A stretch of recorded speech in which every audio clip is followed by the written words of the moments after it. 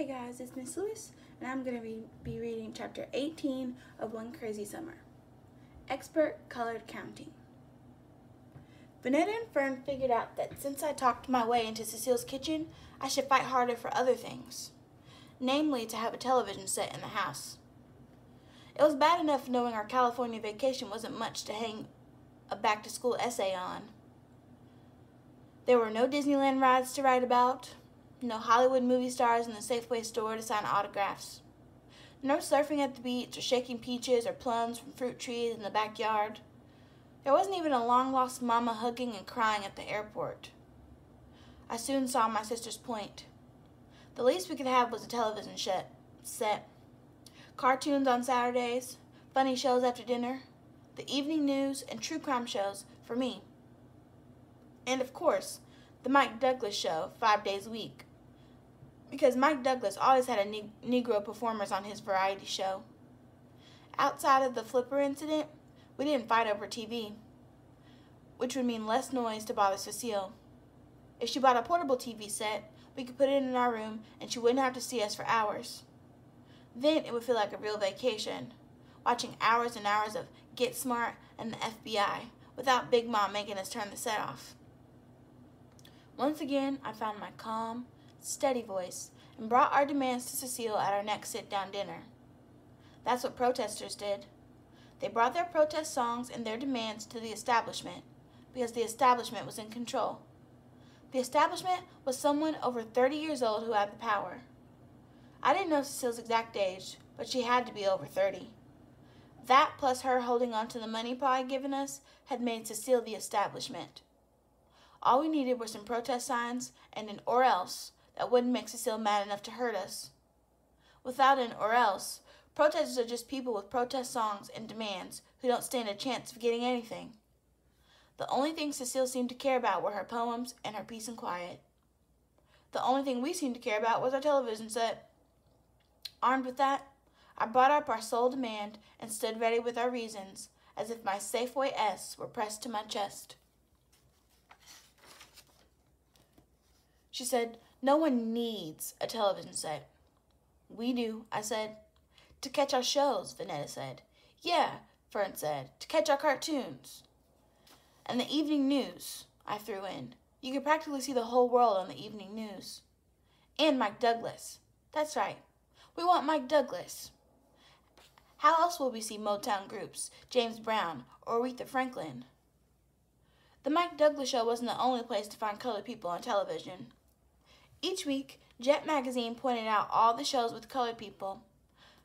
My sisters and I became expert colored counters. We had it down to a science.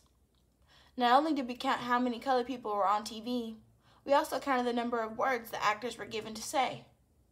For instance, it was easy to count the number of words the Negro engineer on Mission Impossible spoke, as well as the black POW on Hogan's Heroes. Sometimes the black POW didn't have any words to say, so we scored him a 1 for being there. We counted how many times Lieutenant Uhuru hailed the frequency on Star Trek. We'd even take turns being her, although Big Ma would have never let us wear a mini dress or space boots. But then there was I Spy. All three of us together couldn't count every word Bill Cosby said. And then there was a new show, Julia, coming in September, starring Diane Carroll. We agreed to shout out, "Black Infinity," when Julia came on because each episode would be all about her character. We didn't just count the shows. We counted the commercials as well. We'd run into the TV room to catch the commercials with colored people using deodorant, shaving cream, and wash powder. There was a little colored girl in our favorite commercial who looked just like Fern. In fact, I said that little girl could have been Fern, which made Vanetta jealous. In the commercial, the little girl took a bite of buttered bread and said, "Gee, Ma, this is the best butter I ever ate." Then we'd say it in the way she did, in her dead, expressionless voice, and we'd outdo ourselves trying to say it with the right amount of deadness. We'd figure that was how the commercial told her to say it, not too colored. Then we'd get silly and say it every kind of colored way we knew how. We gave Cecile all of our reasons why we should have a television set in her green stucco house. We even showered her how it would give her peace of mind to do our work without us bothering her. To our reasons, the establishment said, television is a liar and a story, but we weren't ready to give it up. The evening news comes on television, I said. That's all true because it's on the news. She grunted.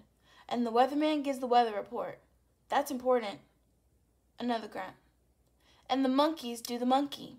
Then Fern swung her arms up and down and bopped her head like a go-go dancer.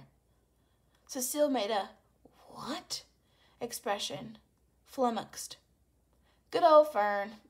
Fern had managed to completely flummox the establishment. And then we started singing our protest song, chewing away at her peace and quiet. Here we come, walking down the street, like Davy Jones, Mickey Dolenz, and the other singing monkeys. The next day when we came back from the center, we found a radio in our room, the cord wrapped around its plastic body. It was a show-nuff, left-by-the-garbage dump, second-hand radio. Vanetta and Fern squealed as if the little colored girl in the commercial was standing in our room eating bread. That chapter ends on page 120.